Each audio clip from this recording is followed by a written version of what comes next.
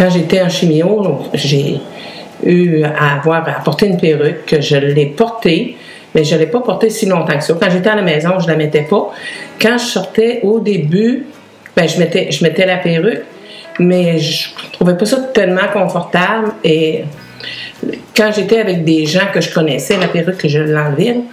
Mais si j'allais en public, ben, je me disais, la plupart des gens, ils le savent. Et si moi, je me sentais à l'aise d'être pas de cheveux, puis les gens, étant donné qu'ils savent qu'on a un traitement de chimio, ça fait un peu partie de la guérison. Donc, je voyais pas ça comme un point négatif. Et je vous dirais même que depuis que j'ai eu mes traitements de chimio, ça paraît pas. Je suis pas venue friser. J'avais les cheveux raides avant. Mais ça m'a permis aussi de faire le passage de cheveux tendus à cheveux blancs. Ce que beaucoup de femmes redoutent, c'est la période de transition. Moi, je l'ai plus subi que choisi. Mais ça a été... je ne reviendrai pas avec des cheveux tendus. C'est pas quelque chose qui m'intéresse. Puis je me dis, dans le fond, on a l'âge de notre cœur. On n'a pas l'âge de nos cheveux. Puis, pour aller marcher, si on est moins à l'aise, on peut faire un circuit où on est plus avec des gens qu'on connaît, ou d'aller dans un secteur où personne ne nous connaît, donc on est moins... ça nous dérange moins. Mais d'avoir un cancer, c'est pas... c'est un hasard de la vie. Puis, certains s'en sortent pas, mais il y en a d'autres qui... et quand on questionne les gens, il y en a qui l'ont fait, ça fait 10 ans, 15 ans, 20 ans. Donc, c'est pas nécessairement un diagnostic de décès là, imminent. Oui, il y a des fois qu'on se met des limites quand on est en traitement de chimio ou un traitement parce qu'on a un diagnostic de cancer, parce qu'on a peur d'être jugé. Jugé si on va au restaurant, si on va dans une place publique, si on fait des sorties. Mais souvent, les gens, ils ne jugent pas. Les gens, je vais être au restaurant, je vois quelqu'un qui va avoir, je vais m'apercevoir qu'elle a une perruque ou bien qu'elle a pas de cheveux.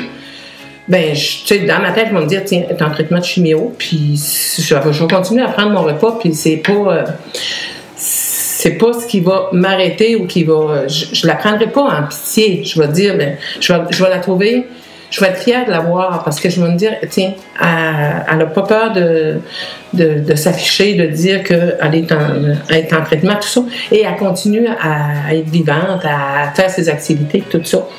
Puis, un truc que moi je trouvais, c'est que si tu t'assis dans la maison en jaquette, ben le moral il vient bas, puis il vient bas vite. Il faut se forcer à s'habiller convenablement, s'acheter du linge qui nous plaît, toutes des choses qui vont faire que on va être fiers de nous. Puis il y a des activités comme Belle et bien dans sa peau, il y a l'équipe d'oncologie arrive à nous... sont là pour nous donner du support, nous aider. Alors, il faut aller chercher les ressources qu'il y a autour, notre réseau familial, notre réseau social. Ne pas s'isoler. Parce que moi, je me souviens, mes amis ils venaient me voir régulièrement, ils me téléphonaient, je chantais, ça m'a beaucoup aidé. Ma famille n'est pas ici, donc ça m'a beaucoup aidé à vivre à travers ce cancer-là, parce que j'étais comme 6 mois sans pouvoir me retourner dans ma famille. Et pour ça, j'ai trouvé ça difficile, là, parce que j'avais pas l'énergie.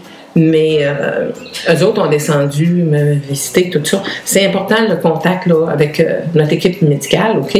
Mais aussi nos liens familiaux, sociaux, puis les organismes communautaires. J'ai continué d'être responsable d'un comité, puis même si je leur ai donné ma démission 2 fois, ils ont dit non, et je faisais beaucoup d'affaires par téléphone, mais j'ai fait ça plus par téléphone parce que c'était au niveau des contacts c'était l'hiver, pour pas attraper le rhume ou quelque chose, parce que j'avais moins de dépenses, mais c'est important de se mêler aux gens, puis d'aller chercher avec eux autres, ils nous donnent de l'énergie.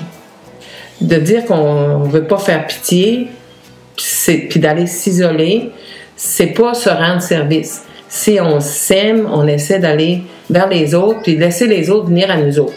S'ils viennent nous en parler, on leur répond. Si on n'a pas envie de dire grand-chose là-dessus, ben, on leur dit, j'aime mieux pas en parler, puis mais ça va bien, puis je suis en traitement. Puis, la personne, ils vont respecter ça. Les gens sont beaucoup respectueux, sont beaucoup plus au courant de la façon d'agir avec les gens qui ont eu le cancer ou qui ont eu une autre maladie. Donc, donnez-vous la liberté d'aller vers les autres, la liberté de continuer à vivre, parce que c'est important.